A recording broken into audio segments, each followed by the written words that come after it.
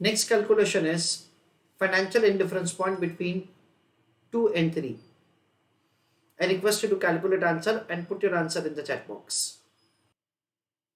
Let us see how to calculate answer. EPS of second financial plan is equal to EPS of third financial plan.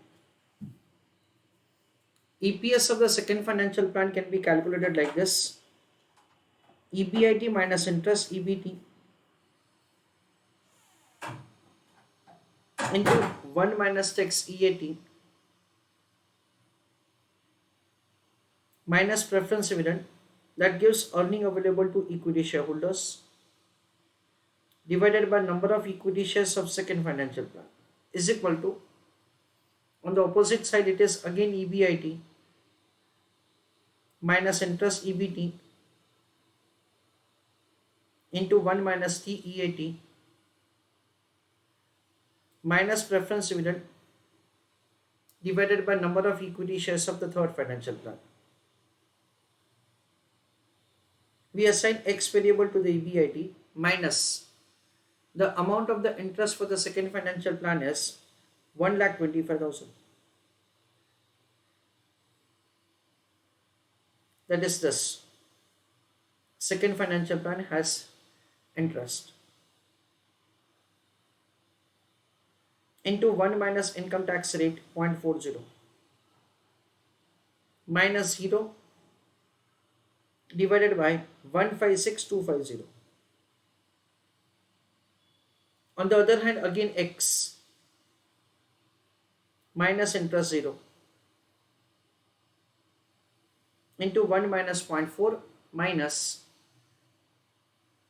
1,25,000 divided by 156,250. Now we are required to solve this equation, because for the third financial plan the amount of the interest is 0 and amount of the preference dividend is 1,25,000. So this number of shares will be cancelled against this number of shares. So it is 1 1. 1 minus 0.4 is 0.6. So X into 0.6 is 0.60X. 1 minus 0.4 is 0.6. 0.6 into 1,25,000 is 75,000. On the other hand, 1 minus 0.4 is again 0.6. X minus 0 is X. This 1,25,000 this 1,25,000 will not change. This 0.6x is transferred on the opposite side. And again this 0.66 will be cancelled. Both of them are cancelled against one another, so we cannot solve this equation. So we can conclude that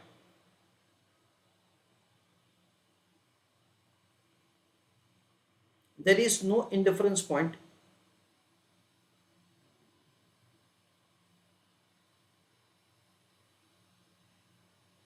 between second and third financial plan.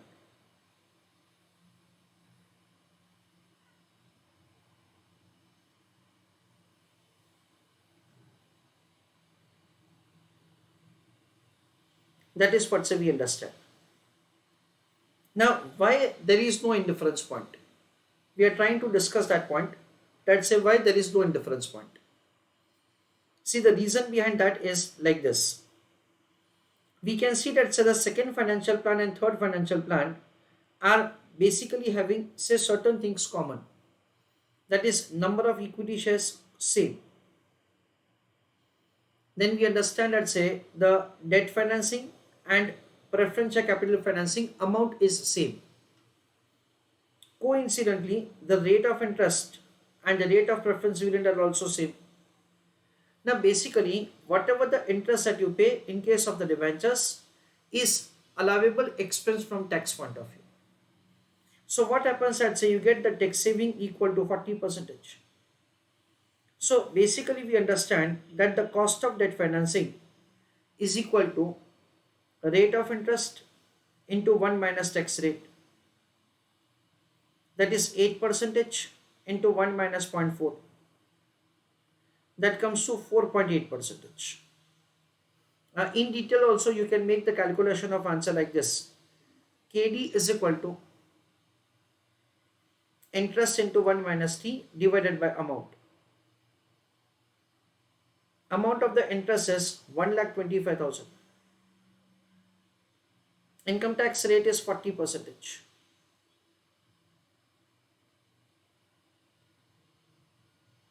Whole divided by number of debentures are 15,625.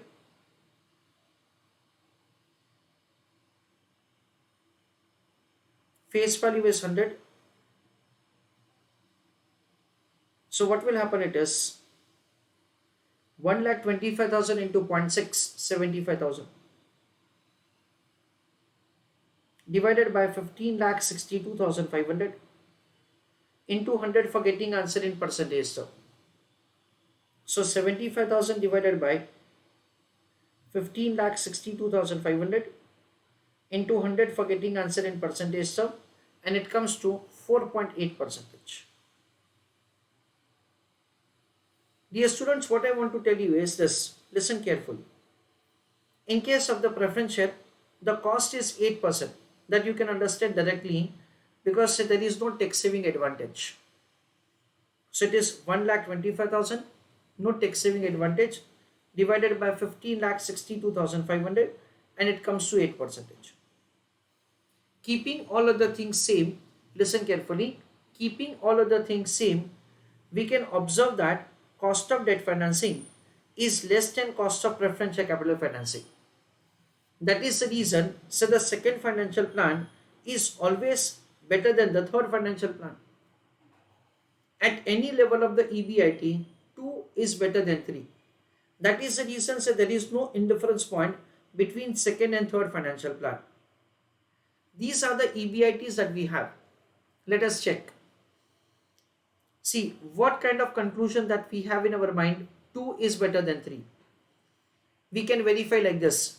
2 has lower loss. 2 has at least not loss. 2 has higher profit. 2 has higher profit. 2 has higher profit.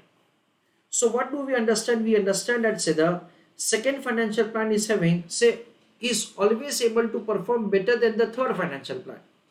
That is what we observe over here. That is the reason, so there is no indifference point between second and third financial plan. So let us write down answer.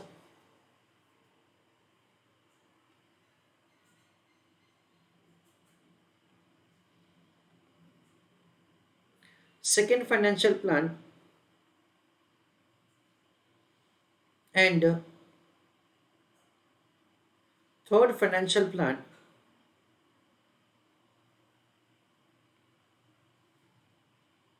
have, write down A, same number of equity shares.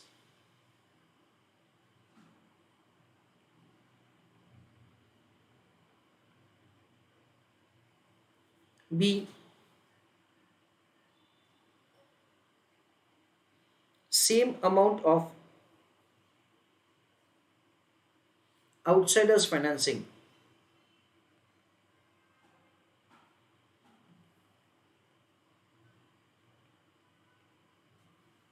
C,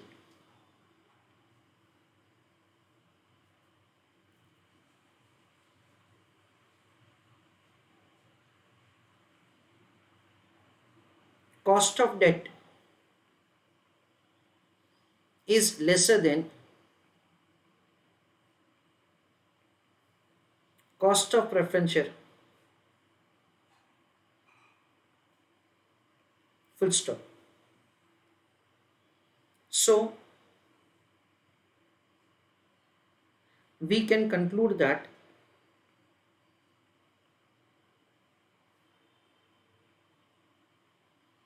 Second financial plan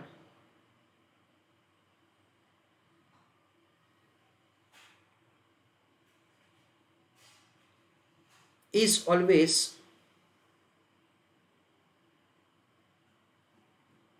better than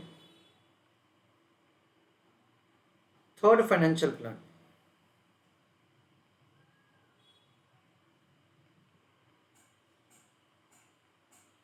Full stop. Hence,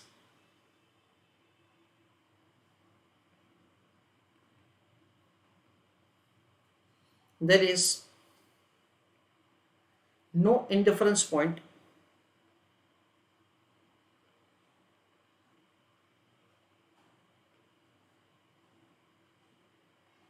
between second and third plan.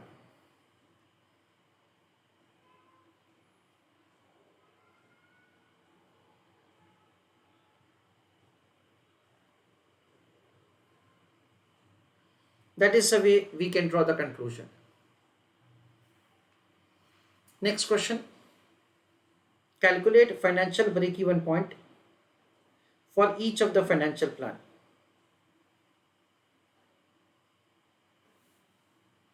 Fourth question answer.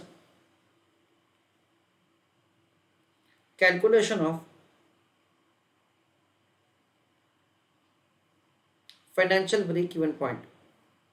Dear students, we know that the financial break-even point is indicating the level of the EBIT at which EPS is 0. So it is calculated as interest plus preference dividend divided by 1 minus tax rate. This is the way it is calculated. So what will happen? Financial plan 1, financial plan 2 and financial plan 3. There are 3 financial plans that we have. For the first financial plan, amount of the interest is 0, preference dividend is 0, divided by 1 minus tax rate.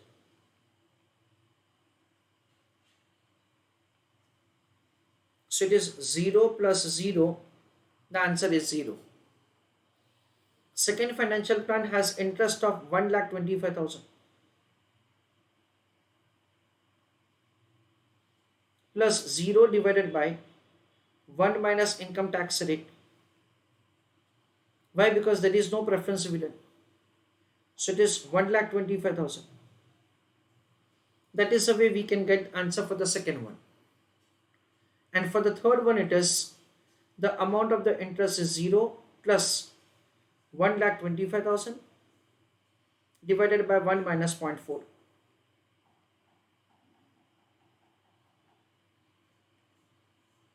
So it is 0 plus 1,25,000 divided by 0.6.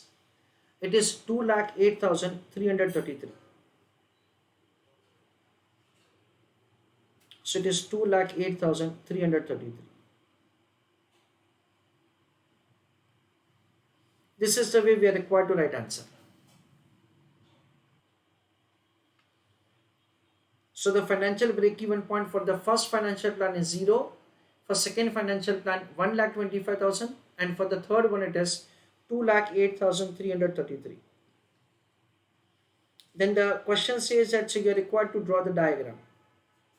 So whatever the values that say we have computed, for that say we are required to draw the diagram.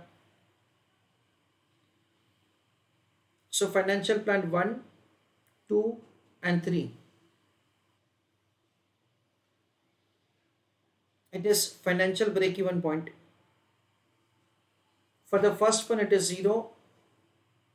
For the second one it is 1,25,000. And for the third one it is 2,03,333. Then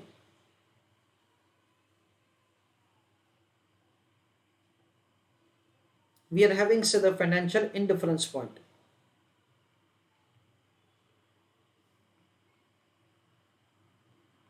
Between 1 and 2 it is 2,50,000.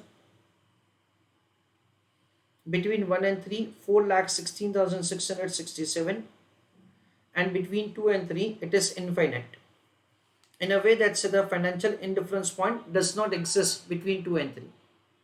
Now all these things are required to be put on a diagram. Try to do diagram on your own, then I will do working for you. So now friends, let us start with the diagram. On x-axis we will have EBIT, earning before interest and taxes, and on y-axis we will have EPS. As far as the plan 1 is concerned, that is unlevered plan, it starts from 0. So it starts from here. This is the plan 1.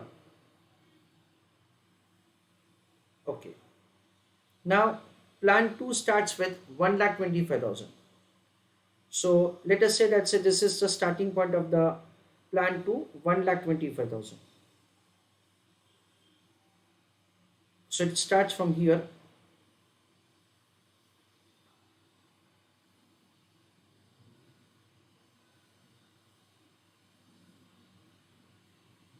This is plan 2. Then plan 3 starts from 2,08,333.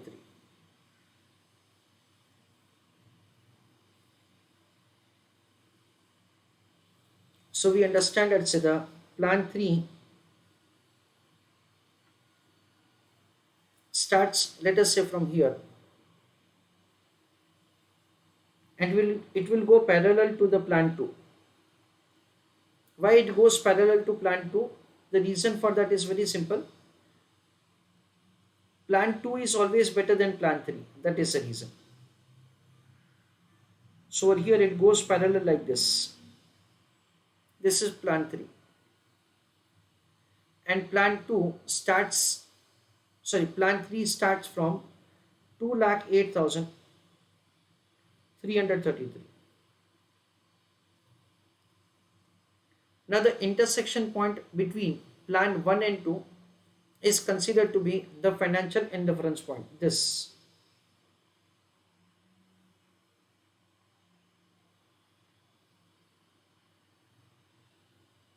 Intersection point between plan 2 and 3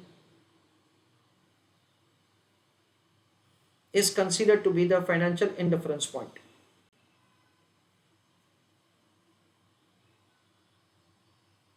That is an amount of 2,50,000.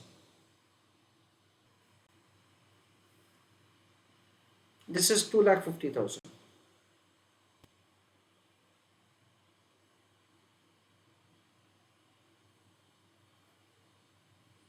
Then indifference point between 1 and 3 is reflected over here.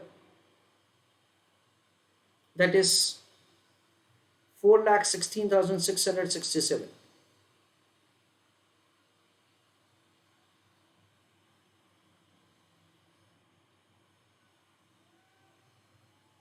$4,16,667.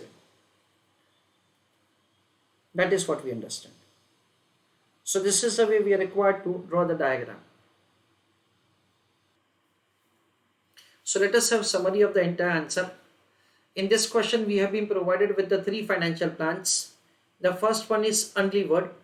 Second and third are levered, wherein 50% debt financing, 50% equity, 50% preferential capital financing and 50% equity. Like that the information is given. Now the first part of the question says that you are required to calculate the EPS. So for the different level of the EBIT, EPS is calculated. That is the first thing. In the second question, we are required to recommend which financial plan to be selected. For that, what we are doing, we are making the calculation of that is, we make a comparison of the earning per share, and based on that, we are recommended. For the first 2, it is the first financial plan, and for the last 2, it is the second financial plan. For 2,50,000, the company is indifferent. Then the financial indifference point is required to be found. Between 1 and 2 is very simple. Between 1 and 3 is again very simple. Between 2 and 3 is most important. Because we understand that between the second and the third financial plan, there is no indifference point, and that is a new point of this answer. Next, we understand that say between second and third there is no indifference point because KD is less than KP. That is the reason, so the 2 is always better than 3. Next is simple calculation of the financial break-even point, that is level of EBIT at which EPS will be 0 for each financial plan. Next, we are making, that is say we draw the diagram of earning per share along with the EBIT. This is what say we are doing. So the company will be in short advised to select the first financial plan for expected EBIT less than 2,50,000, and the company would be advised to select the second financial plan for any level of the EBIT exceeding 2,50,000. There is no point at which the third financial plan would be selected because always say the second is better than third.